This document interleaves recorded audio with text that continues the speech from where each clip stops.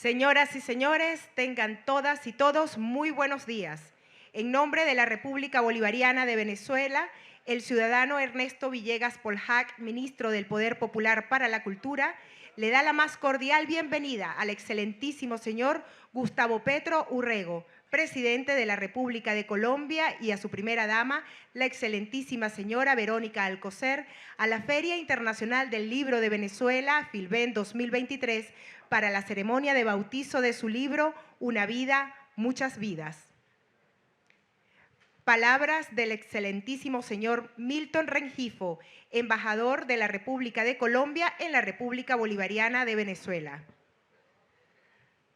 Bueno, muy buenas tardes.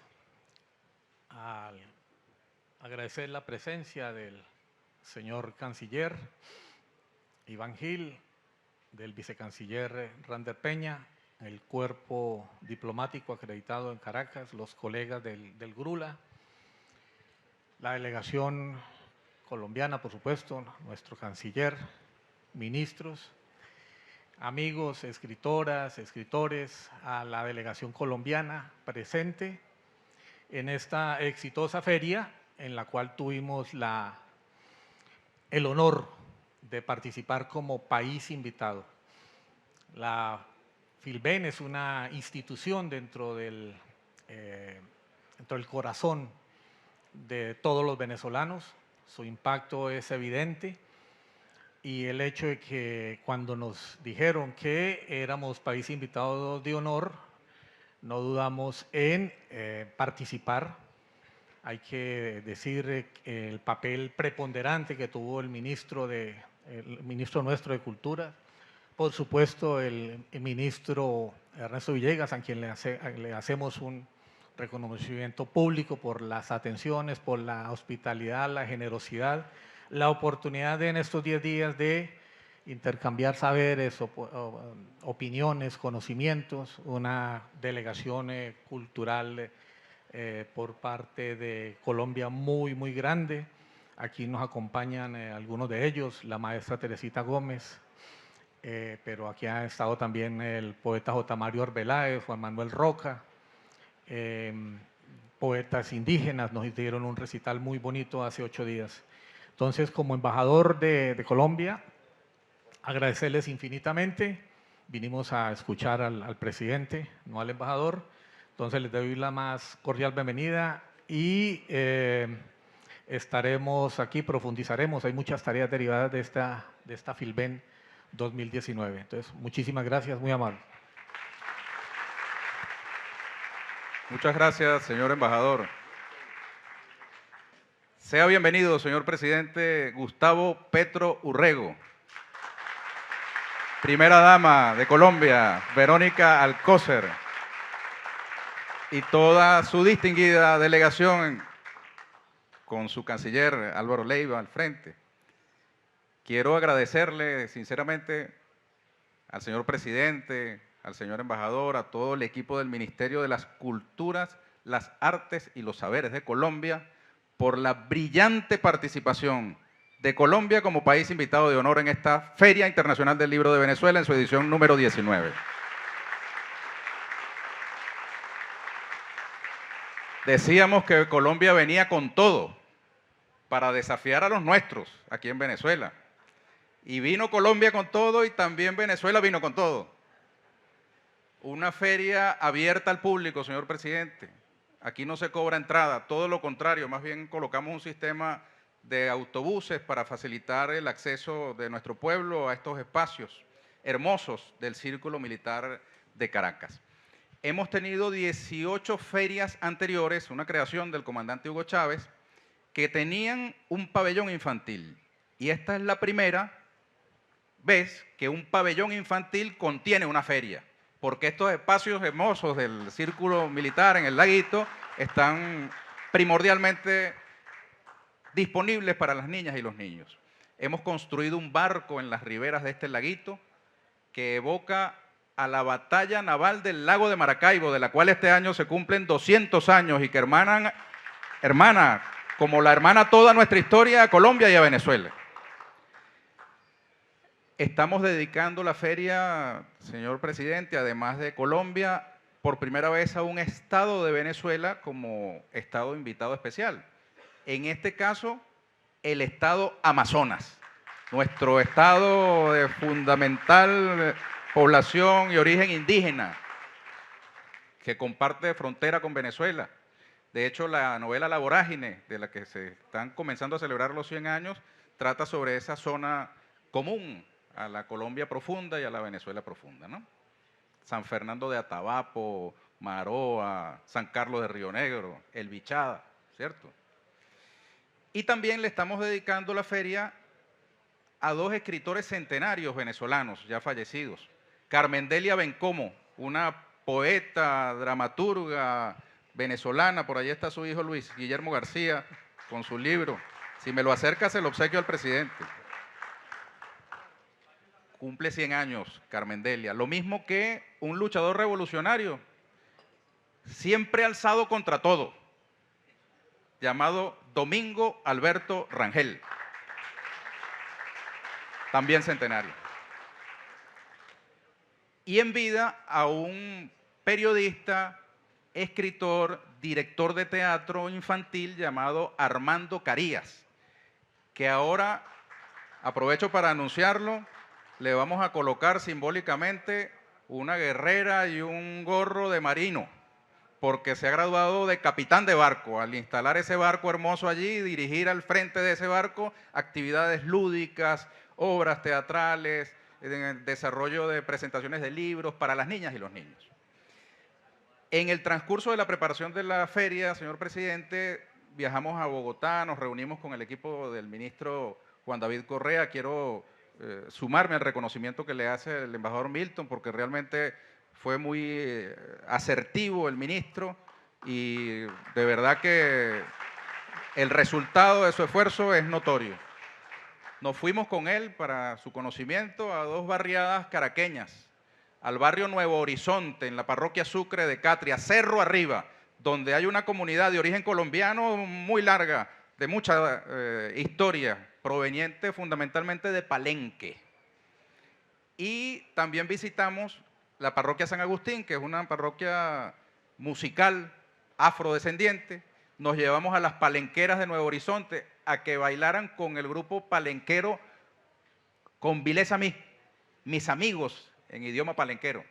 Y fue verdaderamente hermoso ese encuentro con nuestra raíz afro. Somos la misma cosa. Cuando empieza a sonar la música y empiezan a coincidir las sonoridades, los bailes, nuestra cultura, pues. Y en el transcurso de la organización, presidente, ocurrió el lamentable recrudecimiento de los hechos bélicos en Palestina. Y allí nos enteramos de un premio otorgado por la Feria Internacional del Libro de Frankfurt a una escritora palestina, a Dania Schibel, y que insólitamente le fue retirado el premio. Y desde Venezuela dijimos, bueno, si la Feria de Frankfurt no se lo otorga, nosotros sí. Y la incorporamos en el cuadro de homenaje de nuestros escritores homenajeados a Dania Schibel. Y luego, más adelante, ocurrió algo todavía más trágico. Una escritora palestina, Heba Abu Nada, se sumó a la larga lista de seres humanos sacrificados en Gaza, producto de los bombardeos contra el pueblo palestino. Y decidimos también incorporar a esa escritora palestina en el cuadro de homenaje de esta feria. Así que esta es una feria que también funciona como desagravio, como reivindicación de esas escritoras y del pueblo palestino, pidiendo la paz para todas las familias de todas las nacionalidades y de todas las religiones. No hay nada más antagónico a la cultura que la guerra. Y todavía más, si acaso el antagonismo acepta gradaciones, cosa que es imposible, el genocidio. Porque el genocidio es una escala superior de esa locura llamada la guerra. Ustedes tienen una larga trayectoria en Colombia de un conflicto armado y su propia presencia como presidente electo de Colombia es un dato supremo de la realidad política de América Latina y del mundo en que vivimos.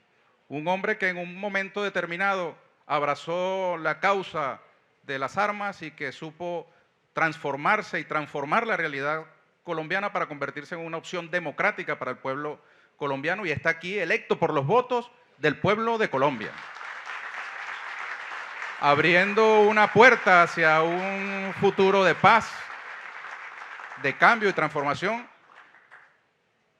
sin que su presencia aquí signifique desdibujamiento alguno de las especificidades y las singularidades de cada uno de nuestros procesos políticos. Venezuela es Venezuela y Colombia es Colombia, con sus tiempos, sus singularidades, pero nos une una historia común y una voluntad, una vocación de destino también común, con respeto irrestricto por las singularidades de cada uno de nuestros pueblos, de nuestros gobiernos.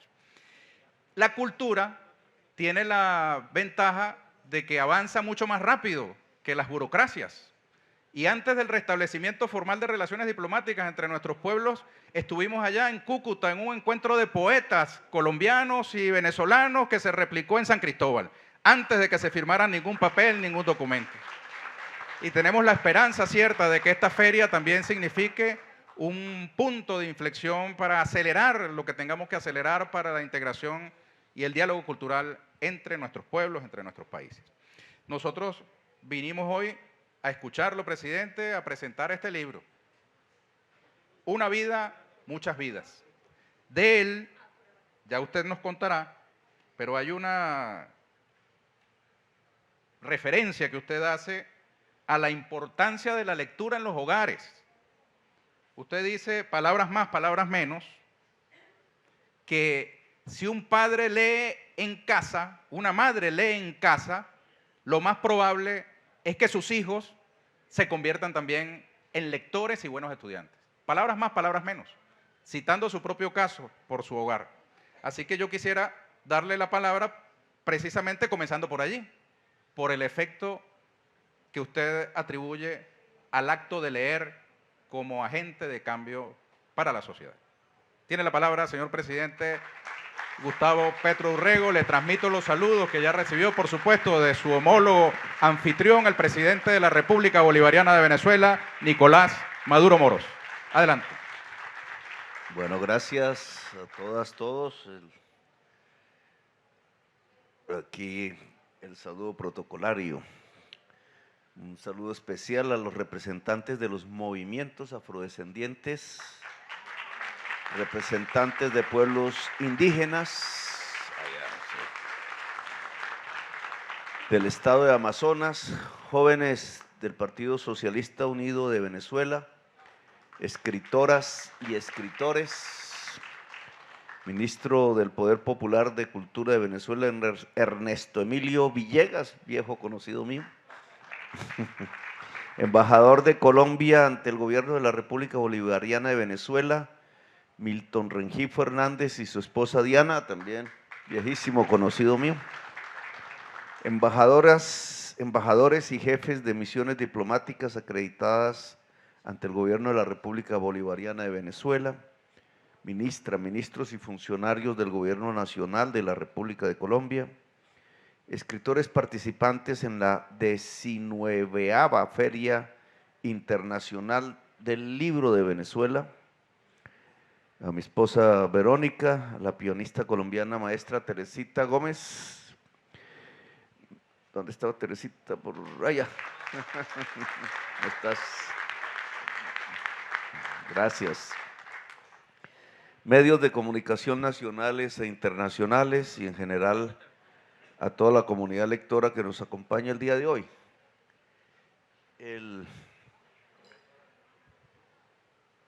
Digamos, este libro, escrito antes de la campaña electoral del año pasado y el año que hemos vivido, un año largo de gobierno, es básicamente el relato de una historia de muchos, de muchas, una generación entera de revolucionarios latinoamericanos, los que están de mi edad, muchos en Colombia no pueden estar, fueron asesinados, tuvieron que irse, hubo una especie de vacío generacional cuando se hacen reuniones del progresismo en Bogotá, en algún lugar de Colombia, siempre hay una enorme diferencia de edades, un bache, o muy jóvenes o muy viejos. Ese espacio medio prácticamente no existe. Y no existe porque fue aniquilado, literalmente, siguiendo una vieja consigna, un viejo episodio por allá de los años 65 en Indonesia, cuando exterminaron todo un partido político, allí con unas cifras terribles, 500.000 asesinados. Partido sin armas, sin pretender hacer ninguna lucha armada, voluminoso, el mayor partido comunista de la historia. Esa práctica se irradió a Colombia también y fue aniquilado todo un partido y con ese partido también toda una generación que marca uno de los episodios de la violencia, el exterminio de la Unión Patriótica y el exterminio de una generación de la cual yo apenas soy un sobreviviente. Por eso tiene alguna importancia el libro, porque el libro es como una bisagra, coge dos momentos de la historia, uno le llamaré muy clásico, el siglo XX, y otro que está por escribirse, muy, muy libertario, sin ataduras, que es lo que estamos viviendo del siglo XXI. Y por eso, porque mi vida y la de mi generación hace parte de esa bisagra, es que yo creo que es importante escribirla precisamente para que los jóvenes de hoy puedan mirar un poco hacia atrás, una experiencia, con sus fracasos, con sus éxitos, con su heroísmo y con sus cobardías, puedan escribir las páginas que sigan hacia adelante.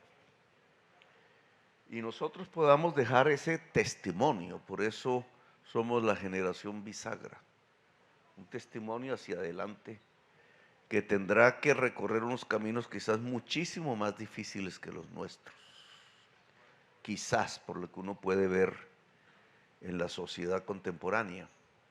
Aquí recogí una frase de José Eustacio Rivera que siempre repito por allá. Antes que me hubiera apasionado por mujer alguna, jugué mi corazón al azar y me lo ganó la violencia. Punto.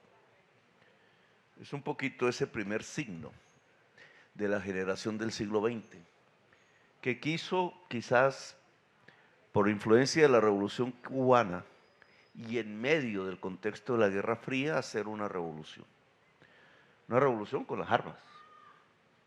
Ahí todavía está escrito y aún permanece esa frase para evaluarla, la frase que decía que realmente no se puede reformar un Estado si se quiere hacer de verdad una revolución, sino que tiene que cambiarse uno por otro. Bajo esa idea, cambiar un Estado por otro, pues toda una generación latinoamericana se lanzó a las armas. Desde el mito, desde los mitos, el Che, etcétera, hasta la realidad de lo que significaron miles de jóvenes, hombres y mujeres en las cordilleras de los Andes, en las selvas, tratando de cambiar el mundo, porque así fue, conectados muy intensamente con un mundo que se movía también. Es una época de jóvenes. Siempre he repetido aquí y allá que cuando la juventud es vanguardia, lo que hay son revoluciones. Cuando la juventud es retaguardia, lo que hay son contrarrevoluciones, fascismos. Esa juventud vanguardia del entonces, 60, 70, 80, hasta ahí, pues hizo una nueva cultura, indudablemente, generó la marca de la música que se escucha a nivel mundial. Aún viejitos tocan aquellas canciones donde se inició una revolución cultural. No solo la que explícitamente en China se llamó así, sino en todo el mundo. Una revolución cultural cuyos efectos aún no terminan. Quizás no se midió, como decía la frase, en el reemplazo de un Estado por el otro, sino que se midió por el cambio cultural de la existencia humana. Un cambio cultural que aún vivimos hoy como los ecos, que aún marca las posibilidades del futuro. Fue ahí, en ese inicio, en donde América Latina tuvo cabida, tuvo un papel, que comenzó una época que no tuvo el resultado exitoso en lo que podríamos llamar la lucha política, sino que tuvo un resultado muy exitoso en lo que podríamos llamar la expansión cultural. La libertad la que se puso en el centro de la palabra, la que se puso en el centro del corazón. Los latinoamericanos, sobre todo aquí, los caribeños, nos gusta la palabra hablada. Hablamos más que escribir. Nos gusta la palabra escrita. Hacemos poesía.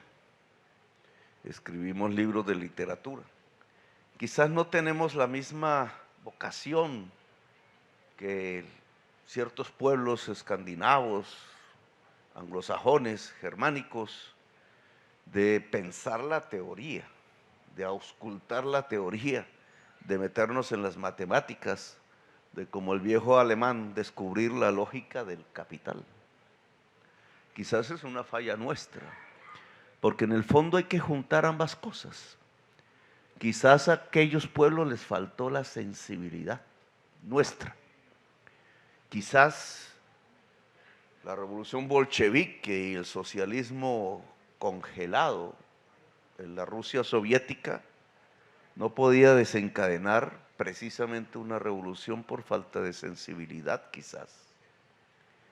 Y quizás nosotros tenemos problemas por no alcanzar las posibilidades de articular una política con la ciencia, que nos parece un tanto fría, porque quisiéramos más las pasiones y los sentimientos. Quizás un señor como Carpentier, que leí en mi juventud, que es parte de algo que América Latina tiene que reivindicar con mucha fuerza y que es pertinente para este acto, como el boom latinoamericano, que así se llamó, el boom de la palabra hablada y escrita. Yo hago más parte de la palabra hablada que de la palabra escrita. Ese boom latinoamericano pues puso una marca que era necesaria quizás en los entretelones de la política mundial de finales del siglo XX. Quizás la palabra escrita, la palabra hablada y la palabra pensada y reflexionada son absolutamente necesarios para construir un relato integral de los cambios del mundo de hoy. Lo que nosotros hicimos al principio fue lanzarnos con sentimientos, leer libros, leer poesía, leer novelas, leer la historia latinoamericana. En esos pueblos del Caribe nos lanzamos a hacer una revolución. Algunos la hicieron, otros nos quedamos medio en el camino. Pero bien sería dable pensar qué pasa con esas palabras, esas ideas, esas concepciones ahora en este siglo. Allá en el pasado está para la reflexión del historiador, para las anécdotas, para los cuentos, para las recopilaciones de vidas como esta. Pero lo más importante es saber para qué sirve eso en el presente. ¿Qué significa eso que se realizó en aquellas décadas con armas, sin armas, cogerlas, dejarlas, hacer acuerdos, buscar democratizaciones, salir de una época de dictaduras, que indudablemente es uno de los logros de esa generación latinoamericana,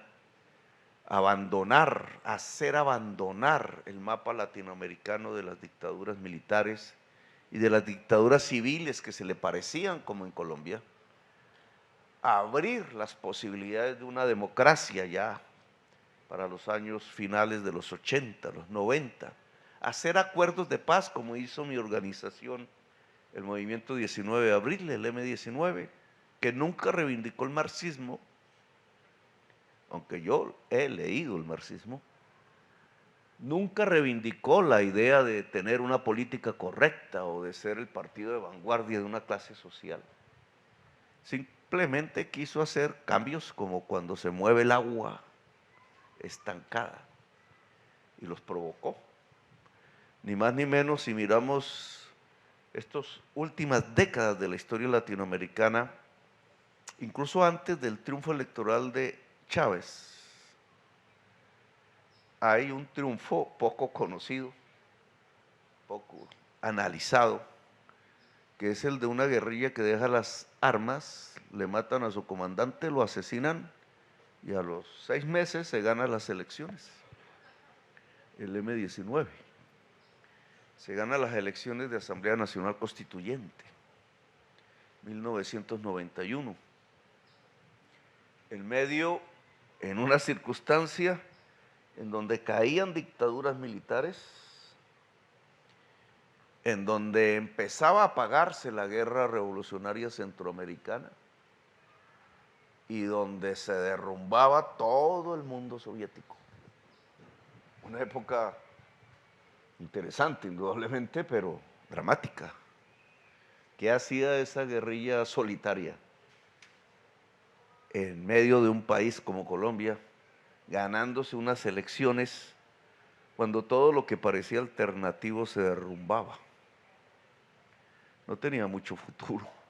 No podía ser más que un testimonio que lanzara. El testimonio es, decía uno de esos comandantes de esa organización, como una posta que se entrega al que sigue. No podía ser más que lanzar eso, como entregar un testimonio hacia adelante. Su destino estaba ya asignado por la realidad de la historia mundial, no iba a sobrevivir. Había sobrevivido el combate, la guerra de verdad, pero no iba a sobrevivir el combate de los cambios de la historia, porque la historia venía en contra, sus vientos venían en contra, se apagaba su voz apenas en un texto que todavía está, lo han contrarreformado muchas veces, la Constitución de Colombia. Ese país tan anegado de violencias, incluso hoy, que tiene uno de los textos constitucionales más avanzados del mundo. ¿Cómo entender incluso esa ficción política entre un texto tan avanzado, hecho por excombatientes, revolucionarios y por otras fuerzas políticas, y una realidad tan conservadora, tan ligada al atraso político, tan encerrada, tratando de no mirar el mundo y cómo cambia, tan anegada por la sangre fratricida, regada por la violencia, por muchos problemas contemporáneos? Tan paradójico fue la situación que un muchacho recién salido de la cárcel, coronel venezolano, decidió ir a mirar allá cómo era el asunto en 1994. Y nos encontramos los que salíamos de la constituyente. Yo no fui constituyente, sino mi movimiento, yo era parlamentario, ya por primera vez elegido en un congreso que no conocía muy bien cómo era, ni para qué servía. Y el comandante Hugo Chávez, que llegaba a mirar cómo había sido la Asamblea Nacional Constituyente. Ahí hay una bisagra, no sé si frustrada, no sé si interrumpida, pero ahí hay una bisagra de la historia. Porque Chávez no pertenecía propiamente a la generación nuestra, y creo que él resentía internamente del tema. Pertenecía a otra, era otra su fuente, había sido otra el origen de su existencia. Nosotros pertenecíamos a la tradición guerrillera de América Latina, profunda, digamos. Indudablemente el M-19 hacía parte de una especie de, le dicen el heavy metal latinoamericano, de intento de revolución incluso mental de todas las estructuras y de los arquetipos que en ese momento yo le llamo eran los clásicos. pero de los cuales nosotros nos intentábamos escapar permanentemente, creyendo que esa revolución colombiana tenía que ser muy parecida a las palabras de García Márquez, a sus mariposas amarillas, a volar, a hacer algo que no se había escrito antes, a algo que llamamos en ese momento el realismo latinoamericano, a escaparnos de lo que el viejo alemán filósofo había escrito, como si esas escrituras también fuesen una prisión. Nos escapamos y nos acabamos. Dejamos el testimonio. Chávez llegó allí a mirar eso. Algunas ideas habrá recogido y vino para acá. Y comenzó un proceso que es muy diferente y el cual hay que analizar. Que ya no pertenece a las guerrillas latinoamericanas clásicas, ni al M-19, ni al Che, y hay que decirlo así, ni a Fidel Castro. Así quisiéramos amarrar eso. A veces retóricamente es otra fase a la que hay que mirar con toda la aventura y la capacidad de creación que genera una nueva fase. Lo que siguieron fueron triunfos electorales, aquí y allá, por doquier. Nosotros los veíamos por televisión. A pesar de haber entregado el testimonio, el primero, un triunfo electoral pacífico, después de dejar las armas y hacer una constitución, pues América Latina comenzó a cambiar por todas partes, menos en Colombia. Colombia se anclaba al pasado. Es más, la Constitución del 91, quizás parte de eso lo escribo en el libro, la Constitución colombiana aún vigente es ficción, es como un libro de García Márquez, son palabras escritas, no se aplican en Colombia. Cuando uno está con la Constitución en la mano y va a una región, el Urabá, cerca a Panamá, cerca al tapón del Darién, que ahora se ha vuelto muy famoso, la realidad de la Constitución escrita y la realidad real del Urabá distan kilómetros y kilómetros de distancia. En el Urabá existía una dictadura que mataba a los obreros, 3.000 asesinados, uno por uno o en masacres. Y la Constitución habla del Estado Social de Derecho.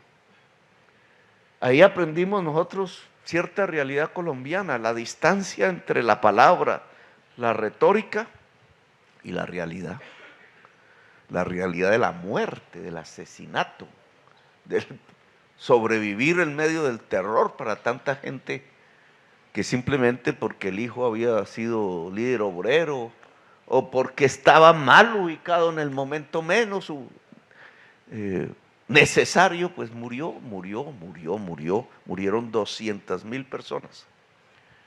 Depende de la cifra con que uno arranque, como la Comisión de la Verdad lo ha escrito en unos volúmenes inmensos que están allí, que no quiso recibir el pasado gobierno, yo recibí. Depende de la fecha con que uno arranque. O si no se habla de 500.000, o si no se habla de 700.000 muertos, si es desde el 9 de abril del 48, un poco antes. Si yo quiero contar desde el momento de la Constitución, del decreto de la Constitución del 91, hacia adelante van 200.000 muertos. ¿Cómo una Constitución tan democrática vive, se mantiene como un escrito en un país que ha matado decenas de miles de personas, los ha descuartizado, los ha metido en fosas comunes aquí en la frontera con Venezuela? Hay unos hornos crematorios donde centenares de personas fueron quemadas, igual que los nazis, confesado por el que lo hizo, con un Estado cómplice de ese genocidio, por secciones no generalizables, funcionarios armados, desarmados, juntos con le llamamos los de la motosierra, los descuartizadores, generando ese genocidio que tiene un solo motor, una acumulación de riqueza que nos ha convertido en uno de los 4 países más desiguales socialmente del mundo. ¿Cómo iba a florecer una izquierda ahí o un progresismo? ¿Cómo iba a florecer algo? ¿Cómo iban a haber flores? ¿Cómo se podía escribir en medio de la violencia? Algunos lo han hecho, aquí los tienen.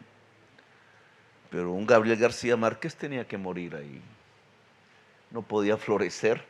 Igual que la Constitución del 91 tenía que convertirse en letra muerta. El mismo Premio Nobel de Colombia, quizás una de las figuras más universales de América Latina, pues no podría sobrevivir. Él prefirió enloquecer.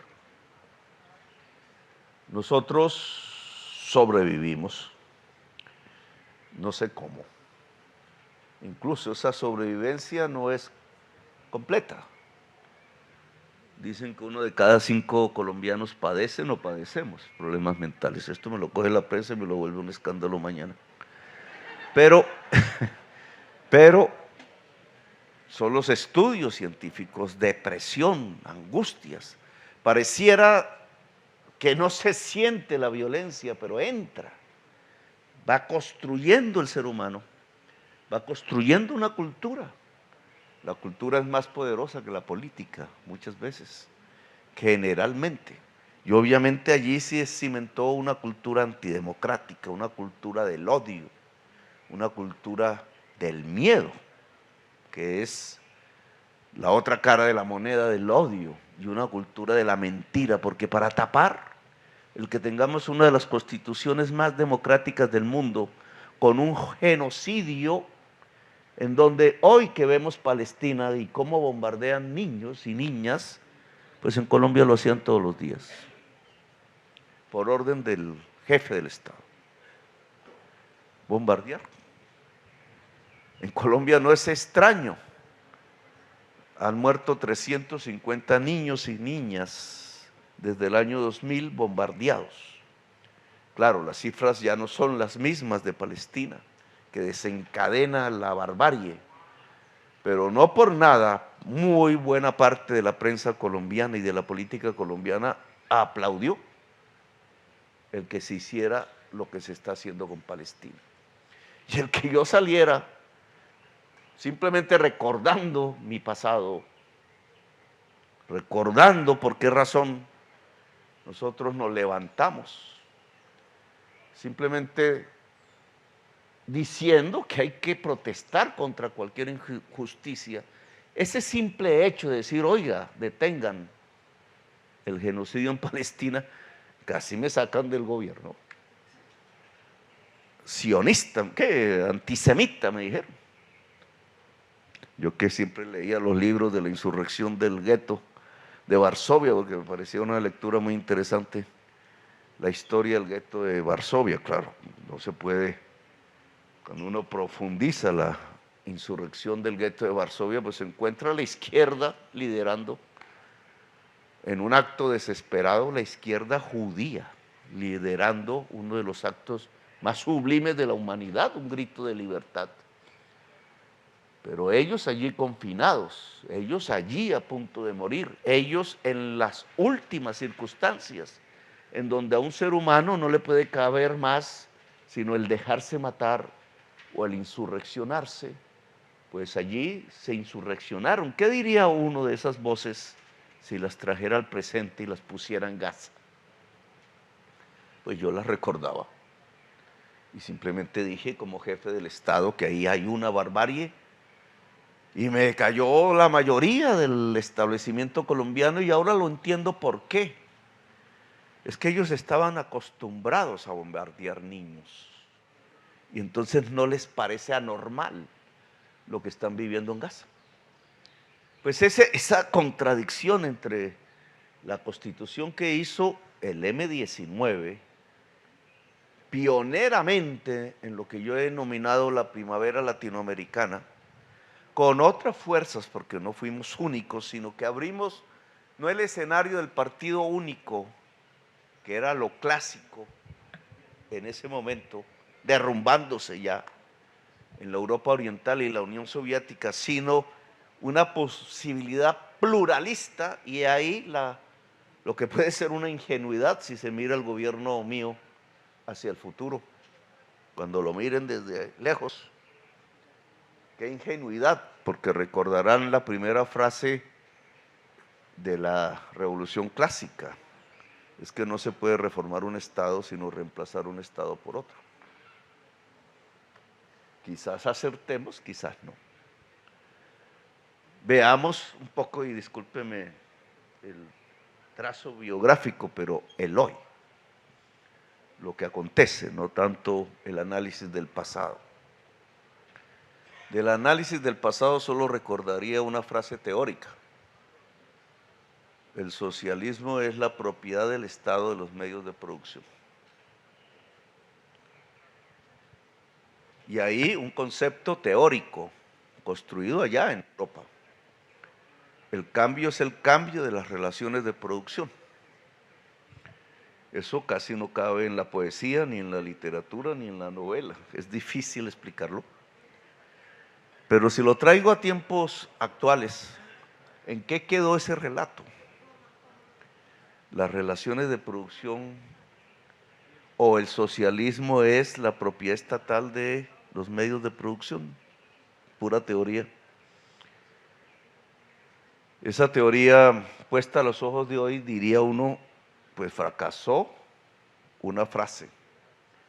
Me puse a leer el COVID en Italia, porque me dio el COVID, casi me mata. En Italia me puse a leer pues los 3 tomos del Capital. Tuve tiempo. El tercero es aburridísimo. No, eso es un poco de su borrador y todo metido en un libro. Pero ahí trataba de mirar un poco dónde podía existir una frase similar. Realmente no está escrita ahí, no la he encontrado. El hombre se abstenía de definir cómo sería el futuro. Y lo hacía porque se consideraba un científico. Lo que quería era ver las leyes de lo que estaba viviendo, de tal manera que todavía hoy no se ha podido sobrepasar un análisis con la profundidad que él realizó sobre el presente, la lógica del capital. Lo traigo a cuento porque él nunca dijo que el socialismo era la propiedad estatal de los medios de producción. Acabo de leer ahí, después de la aburrición del tercer tomo, nada se parece a los libros de García Márquez, que dice el modo de producción de trabajo asociado. Eso es muy diferente. Quizás esa era su idea en el siglo XIX. Simplemente el trabajo asociado y libre. Y libre.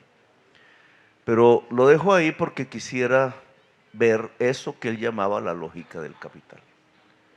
Él decía, el capital es como un huracán, se expande, no tiene límite, muy revolucionario en ese sentido, porque su gran motor es la tasa de ganancia, la ganancia, y para eso cada vez va a consumir más seres humanos usándolos como obreros, cada vez más materias primas y cada vez más mercancías saldrán a cualquier resquicio del mundo, porque en la realización de las mercancías se realizará la ganancia.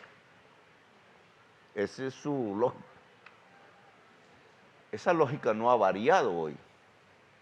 Solo que si yo la pongo en contexto con lo que estamos viviendo en estos años del siglo XXI, en lo que pasa en Gaza, en lo que pasa en Ucrania, en lo que pasa en la economía y en la política contemporánea y en lo que entonces nos afecta, si uno es un presidente de un país como Colombia, pues ahí tenemos algo que quizás en el siglo XX no imaginábamos, ni está escrito en la Constitución, ni yo lo viví en esa parte de la bisagra del siglo XX, ni ningún movimiento revolucionario radical o no radical, ni pacífico ni armado. La crisis climática. Ya los científicos sí sabían, año 89 creo, ahí tiene unas fechas un señor Janssen, científico anglosajón. Janssen debe ser más bien escandinavo, de origen escandinavo, ya lo decía él. ¿Cómo se nos distancia la palabra, la retórica, nuestra sensibilidad un poco de la ciencia exacta o de la pretensión de que hay una ciencia exacta? Pero Janssen, que yo creo que políticamente muy poco tiene que ver con nosotros, pegó un campanazo que después fue replicado al principio con baja voz hasta que la ciencia gritó. Y aquí este es un primer elemento que me parece fundamental para el progresismo de hoy. Porque en la bisagra del siglo XX nosotros creíamos que estábamos aplicando una teoría científica. Yo creo que sí la aplicábamos. Era una ciencia incompleta. Todo el accionar, la táctica, etcétera, estaba guiada por lo que llamábamos la praxis, es decir, por estar iluminados, entre comillas, por una teoría que tenía sus complejidades, sus recortes, pero hoy hay una teoría científica, que otra vez replica por todos los rincones de la humanidad. Es la teoría de que al emitir gases efecto invernadero que provienen del petróleo y del carbón, y aquí el petróleo, ustedes tienen mucho petróleo, nosotros tenemos muchísimo carbón. Mire cómo estamos en uno de los ombligos de la problemática actual, en este Caribe. Cómo al emitir eso allá a la atmósfera se produce un calentamiento global, dice la ciencia, que puede provocar la sexta extinción, incluida la de la especie humana. Ciencia, biólogos, gente de expertos en clima, geólogos, químicos, físicos, etcétera, matemáticos, modelos inmensos en las universidades del norte, explorando a través de la articulación de las variables y la correlación estadística los diferentes escenarios que traería el cambio que nos parece frágil de 1 grado centígrado, de 2, de 1,5, de 2,5, en las consecuencias sobre la vida en el planeta Tierra. La ciencia está ahí, su panel de expertos, miles y miles de científicos juntándose a través del trabajo libre asociado, que es cerebral.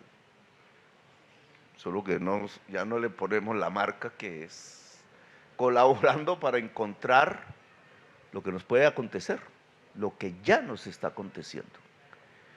La crisis climática, cambio climático, le dijeron al principio, cambio climático es muy suave como palabra, es un cambio más de tantos. No, crisis, apocalipsis diría la Biblia, colapso, crisis civilizatoria de la humanidad, dice el Papa, etcétera. Se podría otra vez llenar de libros las bibliotecas alrededor de este tema. Solo que poco se ha ligado la ciencia y la política. Y el progresismo es eso, o por lo menos ese era el mensaje de la época clásica de los revolucionarios del siglo XX, la conjunción de teoría y práctica, es decir, la praxis. Solo que la teoría de hoy está suministrada, la tenemos, la podemos leer, la podemos investigar, nos podemos incluso volver eruditos si nos especializamos en esas materias. ¿Qué significa eso? Si yo vuelvo al viejo alemán, que por eso fue que volví a leer en el COVID como experiencia humana está ligado a esta nueva ciencia. Pues los científicos de Cambridge dicen que sí, que el COVID simplemente es uno de los virus de muchos que han pasado y van a pasar ligados a la crisis climática. Y entonces el COVID nos muestra en la práctica ¿Cómo es que podría ser la extinción de la especie humana hacia adelante? Claro, es una campanada. El COVID hizo lo que ningún partido bolchevique pudo hacer: detener el capitalismo en todo el mundo. Un año. Y aún hoy, pues, aún hoy hay consecuencias. Detuvo el capitalismo un bicho invisible y no humano. No fue la teoría clásica nuestra, fue un virus. Pero es que es un virus que va marcando la extinción. Así lo hayamos superado. Viene otro, son invisibles. Es la cadena de la vida que se está deshilachando. Lo asemejo como un saco de estos, así, o este lino, sácale una hebra, pareciera nada y se acabó la camisa. Es lo que nos ha pasado, una hebra, pero se está acabando la camisa, el tejido, es el tejido de la vida. Ahora, si yo cojo al alemán y lo articulo a la ciencia de hoy, casi que ninguno de esos científicos se ha leído al alemán. Seguro que no. Encuesta para hacer de la prensa. Pero si los vinculo en la teoría, encuentro que lo que dijo el alemán alrededor de la lógica del capital, la acumulación ampliada en busca de ganancias, es lo que se ha reflejado en la atmósfera, también como un huracán ampliado en términos de CO2 acumulado. La acumulación del capital en la atmósfera es CO2 acumulado. Y si esto lo proyecto hacia adelante unos añitos nomás, pues si la lógica del capital sigue, el CO2 acumulado acaba la vida en el planeta. Ya lo había escrito. Consume las fuentes de riqueza, el ser humano y la naturaleza, es decir, la vida. La lógica del capital consume la vida. Y entonces aquí vienen nuestros problemas prácticos de hoy. ¿Y qué hacemos? ¿Qué hace Latinoamérica? ¿Qué hace el Caribe? ¿Qué hace el mundo, obviamente? ¿Qué es lo que estamos viviendo? Ustedes están viendo cómo se desbarata el derecho internacional. Igual que la hebrita, en términos jurídicos, el acumulado de la civilización humana, incluso a partir sobre todo de la derrota de los nazis, se está acabando. Ustedes son víctimas de eso. Decidieron bloquearlos. Alguien decidió bloquearlos. Alguien que no es nadie de aquí, es de allá, decidió bloquearlos. Y decidieron bloquear uno y otro país y poner presos presidentes y ponerle precios a la cabeza y romper completamente las normas del derecho internacional. ¿Y hoy qué estamos viendo como práctica? Delante de nosotros mismos, un señor loco que se llama Netanyahu, que es capaz de atraer la alianza de los Estados Unidos solamente porque el capital israelí o solidario con el capital israelí, es dueño de la banca norteamericana. Tengo que recoger al cantante Roger Waters, ¿cómo es? de Pink Floyd, porque ningún hotel de Bogotá le admite dormir ahí. ¿Por qué? Porque decidieron vetarlo porque defiende a Palestina. Eso es derecho internacional, eso es democracia. Entonces es una solidaridad a la inversa, tratando de que no se diga que están haciendo lo mismo que Hitler hizo con el pueblo judío. Es decir, que estamos ante un genocidio y que está avalado por quienes hablan y hablan todos los días de democracia. Una paradoja total. Entonces a nosotros nos califican y ellos no se dan cuenta que están matando muchísima más gente. Y no gente solamente, sino bebés. Una masacre de bebés. Herodes, yo no sé si Herodes existió o no, pero lo que estamos viendo es un Herodes poderosísimo, matando y matando niños en la tierra. Eso no es el derecho internacional. derecho internacional ha muerto. Le decía, porque tuve la oportunidad, me invitaron, yo no sé por qué me invitan, pero me invitaron a una cosa que llama la PEC ayer, antes de ayer. Es un foro del Pacífico. Entonces los pueblos del Pacífico, no todos, es un club exclusivo. Nosotros llevamos 28 años pidiendo que seamos miembros plenos y no, Colombia no les parece. Entonces solo invitan a Colombia, ustedes me invitaron. Allá está Chile, Perú, México, Estados Unidos, Canadá, y se va uno por el otro lado, Australia, Rusia, China, Japón, mejor dicho, y todos así sentaditos en una mesa. Yo dije, miércoles, eso va para mi libro. Ahí está, en el curubito del poder mundial, que es obviamente la olla del Pacífico. Nosotros los pobres, los países, es más, el Pacífico colombiano es la parte más pobre de toda la olla del Pacífico. ¿Saben por qué? Porque en el Pacífico colombiano, que es selvático, la selva más biodiversa del mundo, llegaban los negros esclavos escapados a hacer sus aldeas y la oligarquía blanca esclavista se vengó, no adelantando la región. Y entonces cuando ustedes observen todo el litoral pacífico en todos los continentes, encuentran que la región más pobre de todo el litoral es el pedacito colombiano, porque es una venganza racista contra el pueblo negro que trajeron a la fuerza a Colombia, pero decidió liberarse. Bueno, en ese curubito estuve yo sentado y les dije, ¿usted iba a preguntarme o yo estoy hablando? No, dije que la palabra escrita y la palabra hablada. Le quiero preguntar, presidente, si en esa reunión le dieron café. ¿Le dieron café? Sí. Porque aquí No tenemos sé de qué café país, venezolano. no sé de qué país. Y quisiera ofrecerles, porque esta conversación está muy interesante, ¿verdad? Entonces, a ver si le servimos café venezolano a la audiencia. Y si queda uno, nos lo traen a nosotros también, ¿verdad, señor embajador? ¿Ah? Un agüita, ¿verdad? Perfecto. Y aprovecho la interrupción para informar que estamos siendo transmitidos a través de RTBC, Señal Colombia, la señal de la paz, allá en la hermana República. Además de los medios nacionales, Telesur, Venezolana de Televisión, los medios del sistema público venezolano, el canal Cultura Venezuela y la página filben.com.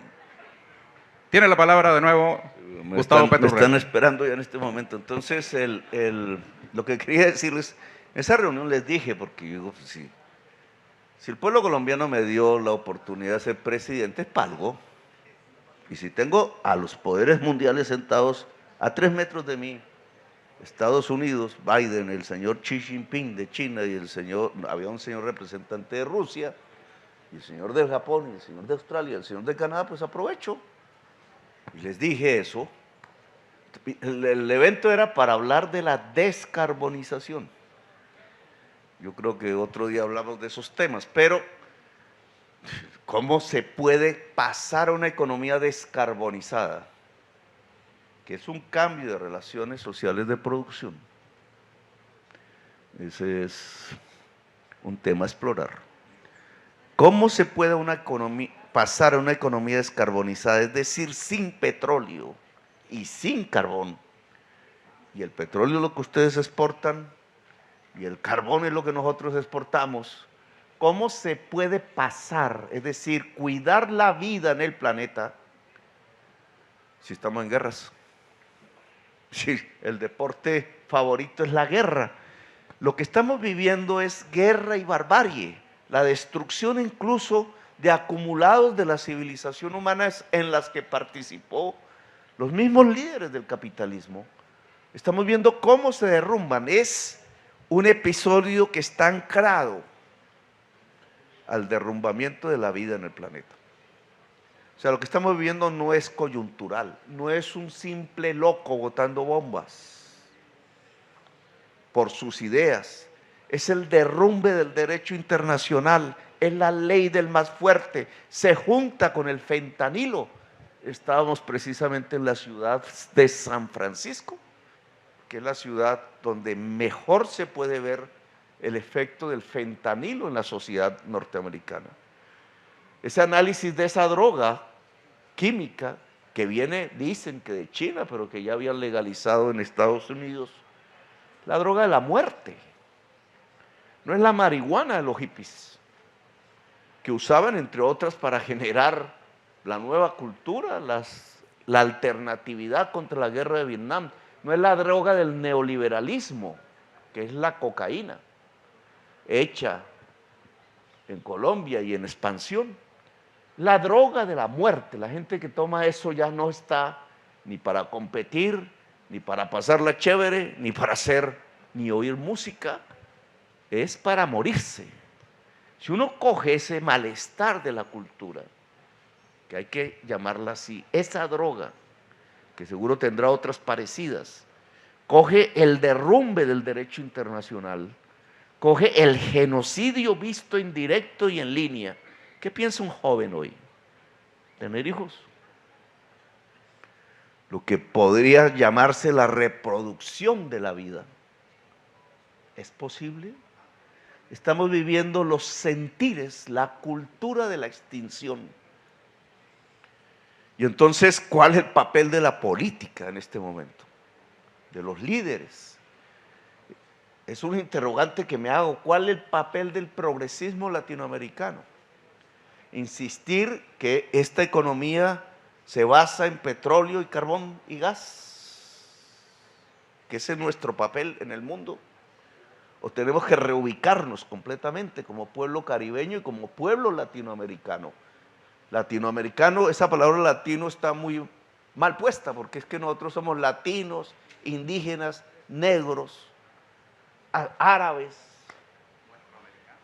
Los primeros conquistadores españoles, las tropas españolas que llegaron por lo que hoy es Colombia y aquí, eran los moros del sur de España. Por eso tenemos cultura muy ligada al pueblo árabe, quizás olvidada, pero está ahí. Y ese tipo, digamos, ¿cómo nos portamos hoy? ¿Cuál es el papel de la izquierda? ¿Cuál es el papel del progresismo, para ponerlo en términos más generales, y el de América Latina en un mundo que vive la extinción y la crisis climática? Y yo creo que aquí estos libros por los cuales nos juntamos nos muestran un camino, en general, sin que sus autores estén de acuerdo entre sí ni con nosotros, ni se trata de eso. Es el camino de la vida. La política de la vida es la que se vuelve hoy una política revolucionaria. La política de la vida es un concepto que debió haberla descubierto un caribeño, eso lo dejamos en la investigación, pero la trajo un francés, Foucault, le llamó biopolítica. Quizás alguien esté detrás de ese término antes que Foucault. Él la vio como lo contrario, lo vio como la manipulación desde el poder de la vida y lo calcó de los nazis, lo estudió de los nazis. Cómo el poder puede manipular la vida y convertir la biopolítica en una tanatopolítica. Pero bueno, hoy nosotros podríamos ser a escala mundial la posibilidad de construcción de una política de la vida, lo cual implica integrar la humanidad, lo cual implica pensar Latinoamérica, o como queramos llamarla, en este nuevo contexto. No es cómo se reemplaza un Estado por otro, la teoría clásica. Es cómo logramos ahora juntar la humanidad para imponer la vida en el planeta Tierra. Es capital versus vida. Alguien diría clásicamente y me discutiría, no, es capital contra proletariado. Es el capital contra la vida, y esta vez no es la clase obrera la que está en la antígona del capital, es la humanidad la que está en la antígona contra el capital. Luego esto hay que traducirlo en política, política concreta. ¿Cómo Venezuela puede ser una Venezuela sin petróleo? No porque no haya petróleo, sino porque lo dejamos de usar. Como Colombia, y miren los problemas que he tenido puede ser una Colombia sin carbón y sin petróleo. 60% de nuestras exportaciones. Pensar eso ya es pensar una revolución, un nuevo país, un país diferente, una humanidad que se asienta en ese país, en ese territorio, que se vuelve diferente porque se vuelve un amante de la vida, de la existencia, la reproducción de la vida. Hay un marxista, entre otras costarricense, de origen alemán, Hinkelhammer, que murió hace poco, que ya lo había escrito. Es interesante por eso, porque él desde su influjo alemán quería la teoría, pero en su existencia costarricense, pues estaba en la explosión de la vitalidad. Y entonces al juntarse esas dos cosas, generó, digamos, una literatura que es importante leer hoy, porque él establece que el cambio tiene que hacerse como una reproducción de la vida, no como una reproducción del capital, sino como la reproducción de la vida como eje central de la nueva política en nuestros países. Bueno, yo ya me explayé lo suficiente, quería mirar esta bisagra entre lo que pensábamos cuando éramos jóvenes, todavía somos relativamente jóvenes, y lo que pensamos ahora en medio de una humanidad en crisis. Gracias por haberme escuchado, muy amables.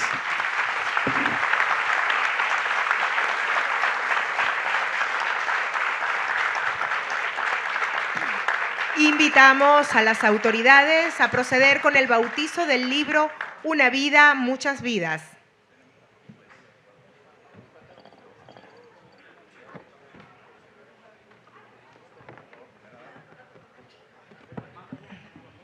Sí, mientras van subiendo las autoridades para hacer el bautizo del libro, compartimos algunas reflexiones y algunos datos de esta 19ª edición de la Feria Internacional del Libro de Venezuela. Un espacio para el reencuentro, leer nos reencuentra, el lema de esta 19ª edición de la Feria Internacional del Libro, que recibe a Colombia, a la delegación colombiana, con el lema Elogio de la Hospitalidad. Una invitación a la lectura y a la reflexión en torno a la generación bisagra, esa que dejó una gran brecha generacional entre quienes en el pasado y el presente se plantearon transformar la sociedad colombiana, es uno de los temas que nos propone el presidente Gustavo Petro en este libro Una vida, muchas vidas. Una forma de nombrar y honrar a los que no pueden contarlo, porque haber sido víctimas de la violencia colombiana, sí, al haber sido víctimas de la violencia colombiana, se plantearon la transformación, se fueron quedando en el camino. Este libro fue presentado antes de la campaña electoral, de la campaña electoral que hizo al presidente Petro, que lo hiciera en aquel momento presidente. Así estamos en la Feria Internacional del Libro, la fiesta del libro y la cultura más importante de Venezuela. Ahora invitamos a la firma de libros por parte del excelentísimo señor presidente de la República de Colombia, Gustavo Petro. Para recibir el libro, invitamos a subir a la tarima al escritor y filósofo Luis Brito García, Valentina uno por uno. Sí. Invitamos al filósofo y escritor Luis Brito García, y recordamos que la Feria Internacional del Libro de Venezuela está abierta, tendrá sus puertas abiertas con entrada gratuita hasta el lunes 20 de noviembre, y acá podrán disfrutar de toda la programación de nuestra feria, que nos invita a reencontrarnos a través de la literatura. Este año con Colombia como país invitado de honor, que nos propone La Maloca, un espacio de encuentro político, de encuentro social, cultural de las comunidades indígenas colombianas. Nos invita a convertir este laguito en La Maloca de reencuentro y basada en el elogio a la hospitalidad. Invitamos a Valentina Badel, de Badel Hermanos Editores, editorial homenajeada en esta Filben por sus 50 años de trabajo ininterrumpido. Esta editorial ha registrado la historia contemporánea venezolana a través del análisis de Domingo Alberto Rangel, quizá el escritor más publicado de esta editorial. Nuestra Feria Internacional del Libro de Venezuela cuenta también con una amplia oferta editorial y una programación conformada por más de 600 actividades literarias, académicas, profesionales, artísticas y culturales. 200 presentaciones de libros, 210 actividades entre foros, conferencias y conversatorios, 100 actividades artísticas y 80 actividades en el pabellón infantil y juvenil. 65 escritores internacionales provenientes de Colombia, Argentina, Cuba, Honduras, España. Llamamos a Luis Guillermo García, hijo de la autora homenajeada por su centenario, a Carmendelia Bencomo. También en honor al centenario de Carmendelia Bencomo, hemos disfrutado de un merecido homenaje a esta precursora de la literatura infantil venezolana, la literatura para niños, la literatura que invita a los niños a desarrollar y a trabajar su imaginación a partir de un lenguaje respetuoso con los niños. Es una de las señas de identidad de Carmendelia Bencomo, una de nuestras homenajeadas. Ahora invitamos a Domingo Alberto Rangel, hijo del autor homenajeado Domingo Alberto Rangel, también es un centenario, un escritor revolucionario siempre y capaz de dar cuentas de la historia contemporánea venezolana, dar cuenta del pacto de Punto Fijo y siempre crítico ante toda la situación que vivía nuestro país y que en muchas ocasiones no tenía espacio en las editoriales más destacadas de aquel momento en el país. Invitamos a Denise Acosta Marimón, del movimiento afrodescendiente, otro de los movimientos que han logrado reivindicarse y abrirse un espacio en una sociedad que les dejaba fuera, una de las voces silenciadas, una de las manifestaciones fenotípicas más silenciadas en nuestra sociedad antes de la Revolución Bolivariana.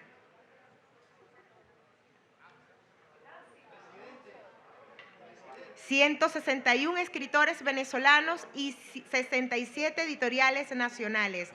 Todo esto, todas estas personas se reúnen aquí en la Feria Internacional del Libro de Venezuela en su 19ª edición. Maybe Hugueto Ponce, movimiento afrodescendiente. La feria rinde homenaje póstumo a la autora palestina Eva Abu Nada, fallecida en octubre pasado tras ataques de Israel contra Gaza, así como a los escritores locales Carmendelia Bencomo y Domingo Alberto Rangel, ambos fallecidos y que llegan a su centenario. Violeta Uribe, comunidades originarias indígenas. Del Estado Amazonas, estado homenajeado en esta 19ª edición de la Feria Internacional del Libro de Venezuela. Después de 7 años, la Feria Amazonas llega a la Feria Internacional del Libro trayendo una amplia selección de textos y también de conversatorios, de encuentro, de productos que presentan a la región como una zona productiva de Venezuela. Héctor Reyes, comunidades originarias indígenas, también del Estado Amazonas. El Centro Nacional del Libro, CENAL, se propuso este año que la feria llegara a todos los estados del país, a diferencia de otras ediciones que se hacían en algunas regiones.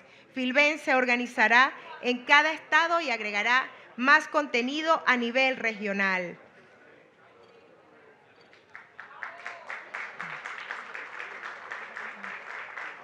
La juventud presente también, Engerly Cueva de JPSUB. La juventud, la generación de relevo, la generación que participa y también se hace eco de toda la transformación social que se está dando en Venezuela. La feria busca rescatar y consolidar también la producción editorial de Venezuela. Seguimos en la 19ª edición de la Feria Internacional del Libro de Venezuela. Colombia, país invitado, con la visita del excelentísimo presidente de la República de Colombia, Gustavo Petro. Ahora invitamos a las autoridades para la fotografía oficial del evento. La fotografía que dará cuenta de este encuentro solidario, de este encuentro amoroso, con un elogio de la hospitalidad por parte de Colombia y con el lema Leer nos reencuentra. El espacio de encuentro a partir de la literatura y de una amplia selección y programación de actividades. Y ahora, sí, señoras y señores, en nombre del Gobierno de la República Bolivariana de Venezuela, se informa que ha concluido la ceremonia del bautizo del libro Una vida, muchas vidas. Por su amable atención, muchas gracias.